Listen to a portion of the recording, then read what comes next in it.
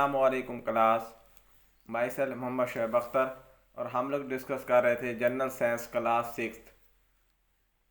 तो इसका unit number 1 हम लोग डिस्कस कर रहे थे और आज का जो हमारा टॉपिक है वो है animal cell and plant cell. Animal cell and plant cell are similar in many features. बहुत सारे ऐसी प्रॉपर्टीज़ हैं जिनकी बिना पर एनिमल सेल और प्लांट सेल सेम होते हैं, ये सिमिलर होते हैं एक दूसरे के। But a few differences are also present. लेकिन कुछ ऐसे डिफरेंसेस हैं जिनकी बिना पर एनिमल सेल और प्लांट सेल आपस में डिफरेंट नज़र आते हैं। इनकी कुछ प्रॉपर्टीज़ ऐसी हैं, कुछ ऐसे ऑर्गेनेलिज हैं दोनों में जो इनमें डिफरेंस क्रिएट कर देते हैं। There are many parts in a cell. Cell के अंदर बहुत सारे पार्ट्स हैं। A microscopic study of cell show different parts in animal and plant cell. जब माइक्रोस्कोप से देखा जाता है सेल को, माइक्रोस्कोप हमने पहले डिस्कस किया कि जो चीज़ हमें आम आँख से नज़र नहीं आ सकती उसको हम देखने के लिए जो इंस्ट्रूमेंट यूज़ करते हैं उसे हम माइक्रोस्कोप कहते हैं। तो माइक्रोस्कोप से जब सेल को देखा जाता है तो प्लांट सेल और एनिमल सेल में बहुत सारी सिमिलरिटीज़ भी हैं और बहुत सारे डिफरेंसेस भी हैं। हम इनको आगे 1 बाय 1 डिस्कस करते हैं। Parts of animal cell and plant cell. तो सबसे जो पहला पार्ट है वो होता है सेल वॉल, नंबर 2 पे होते हैं सेल मेम्ब्रेन और थर्ड पे है साइटोप्लाज्म एंड देन न्यूक्लियस। ये 4 ऐसी मेन चीज़ें जो दोनों में पाई जाती है, लेकिन सेल वॉल जो होती है ये सिर्फ प्लांट सेल में पाई जाती है। बाकी 3 जो है सेल मेम्ब्रेन, साइटोप्लाज्म और न्यूक्लियस, ये दोनों सेल में मौजूद होती है। प्लांट में भी मौजूद होते हैं और एनिमल सेल्स में भी मौजूद होती हैं, लेकिन सेल वॉल जो होती है ये सिर्फ ओनली प्लांट सेल के अंदर प्रेजेंट होती है। सबसे पहले हमारे पास है cell wall. The outer most covering of a plant cell is called the cell wall. जो प्लांट सेल है उसकी जो आउटर मोस्ट कवरिंग है, जो आउटर मोस्ट बाउंड्री है, वो हमारे पास क्या है? सेल वॉल है। It is made up of hard material called cellulose. तो ये जो सेल वॉल है ये बहुत ही हार्ड मटेरियल से बनी होती है, उसे हम कहते हैं सेलुलोज। तो अगर क्वेश्चन आ जाए कि प्लांट सेल की जो सेल वॉल है वो किससे मिलकर बनती है, तो वो सेलुलोज की बनी होती है। The cell wall supports the cell and gives it shape. तो सेल वॉल का क्या काम है कि इसने सेल को एक प्रॉपर शेप देनी है और उसको सपोर्ट करना है। क्योंकि प्लांट की जो सपोर्ट होती है, जो प्लांट को एक सपोर्ट चाहिए होती है, तो वो कौन सपोर्ट से देता है? वो सेल वॉल सपोर्ट करती है प्लांट को। Animal cell do not have a cell wall. हमने पहले भी डिस्कस किया कि एनिमल सेल्स के अंदर सेल वॉल नहीं होती है, लेकिन सेल वॉल सिर्फ मौजूद होती है प्लांट सेल के अंदर। और ये उसके आउटर मोस्ट कवरिंग है और ये किससे मिलकर बनती है? ये सेलुलोज की बनी होती है। ये आप डायग्राम में भी देख सकते हैं। ये जो स्ट्रक्चर है ये हमारे पास ये देख सकते हैं, ये वाली ये सेल वॉल है, ये प्लांट के अंदर मौजूद होती है। और इसकी 3 लेयर होती हैं। प्राइमरी सेल वॉल होती है, एक मिडल लेवल होता है और एक सेकेंडरी सेल वॉल होती है। तो ये सेल वॉल प्लांट की आउटर मोस्ट कवरिंग जो होती है, ये प्लांट के जो सेल की, ये बाकी सेल के अंदर ऑर्गेनेलिज पड़े हैं। ये देख सकते हैं, माइटोकॉन्ड्रिया पड़ा है, ये साइटोप्लाज्म है, ये क्लोरोप्लास्ट है, ये वैक्यूल है। और बाहर की जो कवरिंग है, ये बड़ा सा जो कवरिंग है, ये क्या है? हमारे पास सेल वॉल है। और ये किसकी बनी होती है प्लांट के अंदर? ये सेलुलोज की बनी होती है। नेक्स्ट हमारे पास है cell membrane. The outer most covering of an animal cell is called the cell membrane. ये सेल वॉल के बाद प्लांट में मौजूद होती है, लेकिन एनिमल जो होते हैं उनकी ये आउटर मोस्ट कवरिंग है। In plant cell it is present next to the cell wall. Plant के अंदर भी मौजूद होती है, लेकिन ये सेल वॉल के बाद मौजूद होती है।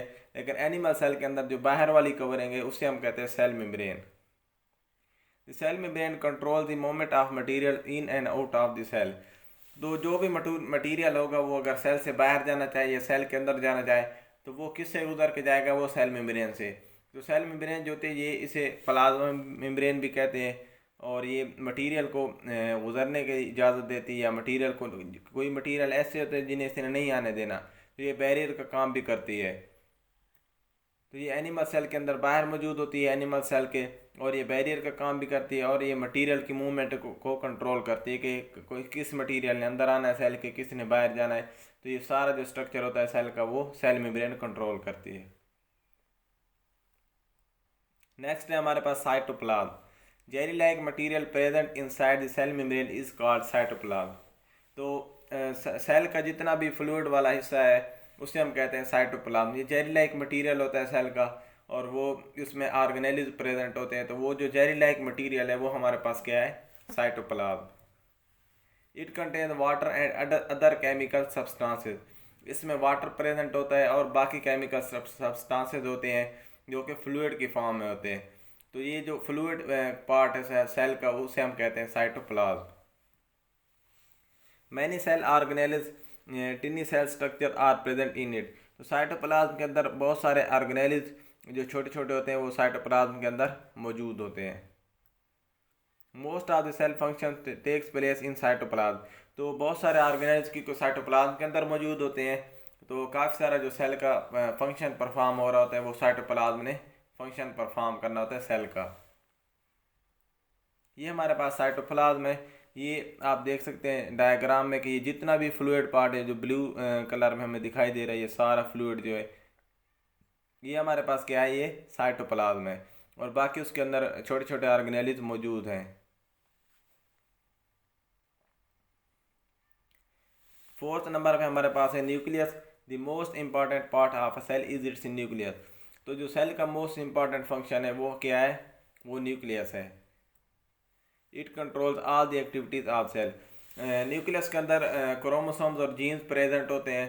तो जीन्स ने जितनी भी एक्टिविटी होती है वो सेल की कंट्रोल करनी होती है। तो न्यूक्लियस क्या है कि सेल का ब्रेन है। तो जितनी भी एक्टिविटीज़ हो रही थी सेल के अंदर, कि सेल ने कैसे डिवीजन करनी है, कैसे पेरेंट टू ऑफस्प्रिंग जाना है, और कौन सी कैरेक्टरिस्टिक उसमें होनी चाहिए, तो ये सारा कुछ न्यूक्लियस कंट्रोल कर रहा होता है। Therefore a nucleus is the control centre of the cell. तो एक कंट्रोल सेंटर, जैसा कि हमारा ब्रेन है कंट्रोल सेंटर, इस तरह जो सेल का है वो ब्रेन है, वो कंट्रोल सेंटर जो है वो न्यूक्लियस है। A thin membrane called nuclear membrane surround the nucleus. इसके बाहर एक न्यूक्लियर मेम्ब्रेन प्रेजेंट होती है जिसने न्यूक्लियस को कवर किया हुआ होता है और उसे प्रोटेक्शन देता है। और इसके अंदर न्यूक्लियोलस भी प्रेजेंट होता है न्यूक्लियस के अंदर, और उसके बाहर कोई मेम्ब्रेन नहीं होती। और उसका क्या काम है कि उसने राइबोसोम्स की सिंथेसिस करवानी है। क्रोमोसोम्स क्या है कि many thread like structure called chromosomes are present in the nucleus. हमने पहले भी डिस्कस किया कि न्यूक्लियस के अंदर क्रोमोसोम्स प्रेजेंट होते हैं। तो ये थ्रेड लाइक स्ट्रक्चर होता है और ये न्यूक्लियस के अंदर मौजूद होते हैं। इस वजह से जितनी भी एक्टिविटी होती है वो न्यूक्लियस ने कंट्रोल करनी होती है। Chromosomes pass on the characteristic of the cell to new cell. एक सेल से दूसरे सेल में कौन कौन सी प्रॉपर्टीज़ होनी चाहिए क्रोमोसोम के पास होते हैं, क्योंकि उसके पास जीन्स होते हैं, इस वजह से वही कंट्रोल करना होता है। तो ब्रेन जो होता है वो सेल का वो क्या है, वो न्यूक्लियस है main. The number of chromosomes is fix in every cell.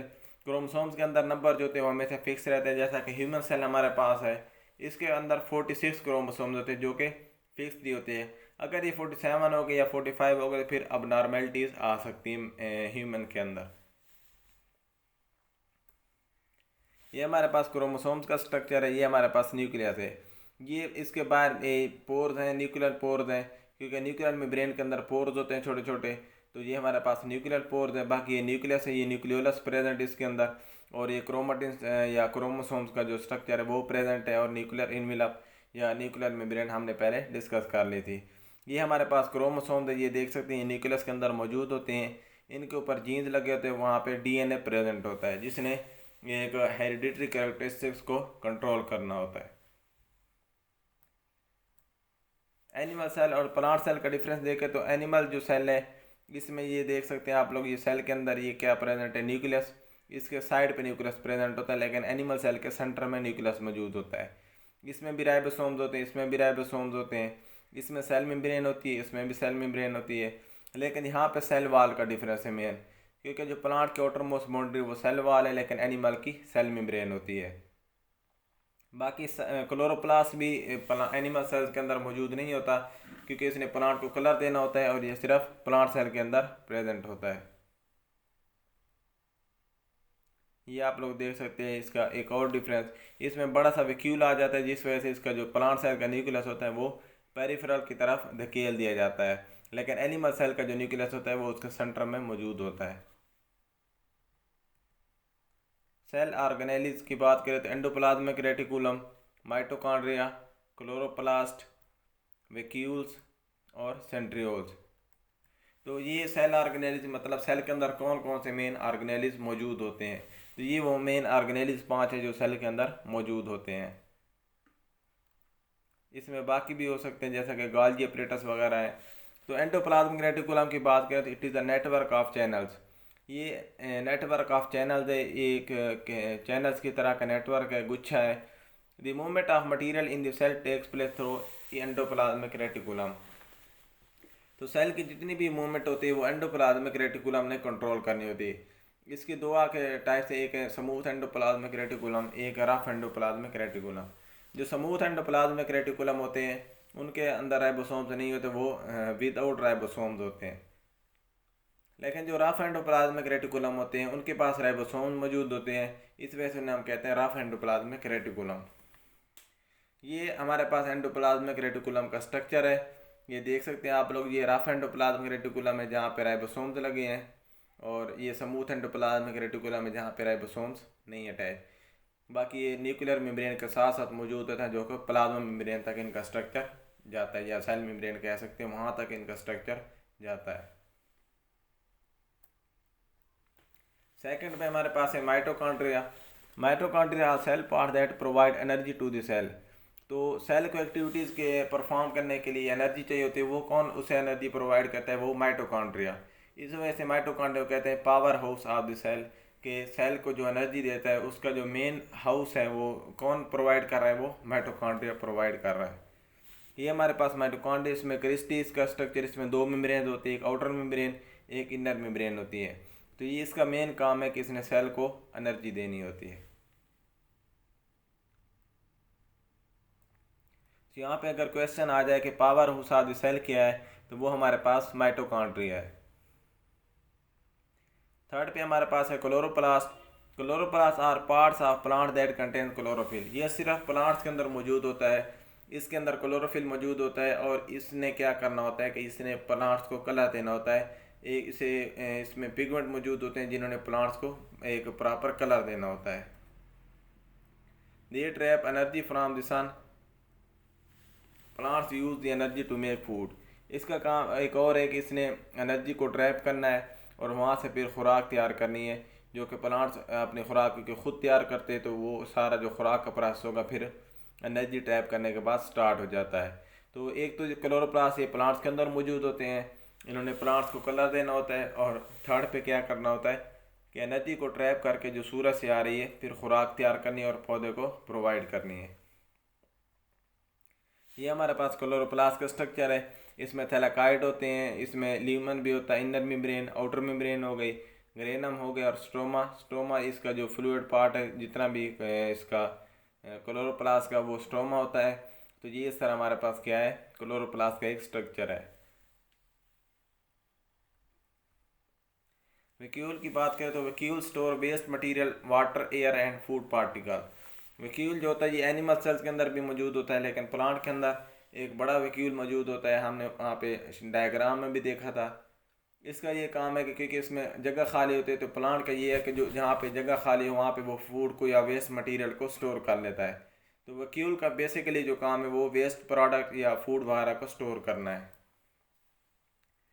Plant cell के अंदर एक ही वैक्यूल मौजूद होता है, लेकिन एनिमल सेल के अंदर छोटे छोटे बहुत सारे वैक्यूल्स मौजूद होते हैं। ये देख सकते हैं एक बड़ा सा वैक्यूल सेंटर में मौजूद है, और यहाँ पे खुराक या वेस्ट मटेरियल को जो होता है वहाँ पे स्टोर किया जाता है। लेकिन एनिमल सेल्स के अंदर ये बहुत सारे प्रेजेंट होते हैं, लेकिन प्लांट के अंदर सिर्फ एक मौजूद होता है। सेंट्रियोल्स की बात करें तो two centrioles are present near the nucleus of an animal cells. Animal cells के अंदर दो सेंट्रियोल्स मौजूद होते हैं जो कि एक दूसरे के साथ राइट एंगल बनाते हैं। They play an important role in animal cell division. जब सेल ने डिवाइड होना होता है तो वहाँ पे इनका बहुत अहम रोल प्ले होता है। ये वहाँ पे अपना फंक्शन जो होते हैं वो परफॉर्म करते हैं।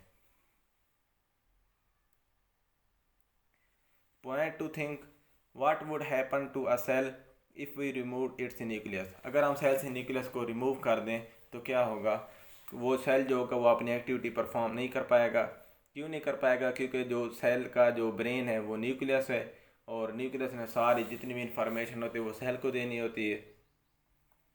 जब सेल के पास कोई इन्फॉर्मेशन भी नहीं जाएगी तो वो अपनी एक्टिविटी कैसे परफॉर्म करेगा। तो अगर सेल से न्यूक्लियस को रिमूव कर दिया जाए तो सेल डाई कर जाएगा। Many tiny holes are present in cell membrane, what is the purpose of these holes. बहुत सारे जो होल्स होते हैं, छोटे छोटे सुराख, वो सेल मेम्ब्रेन में मौजूद होते हैं। सेल मेम्ब्रेन एनिमल सेल की आउटर मेम्ब्रेन है, और इन होल्स का क्या पर्पज होता है। बेसिकली ये जो होल्स होते हैं, इन्होंने क्या करना होता है, मटेरियल की ट्रांसपोर्ट करवानी होती है, कि सेल के अंदर या बाहर जो मटेरियल आना जाना होता है मटेरियल ने, वो इन होल्स के थ्रू आ जा सकता है। और इस तरह नहीं कि कोई भी चीज़ आ जा सकती है, बल्कि वो एक सेमी परमेबल होते हैं। इस तरह वो चीज़ को सेलेक्ट करके आगे भेजते हैं, या सेल के अंदर या सेल से बाहर। तो इन होल्स का काम है कि ट्रांसपोर्ट ऑफ मटीरियल, और अगर न्यूक्लियस सेल से रिमूव कर दिया जाए तो सेल डाई कर जाएगा, क्योंकि ये सेल का बेसिक पार्ट है, ब्रेन है न्यूक्लियस।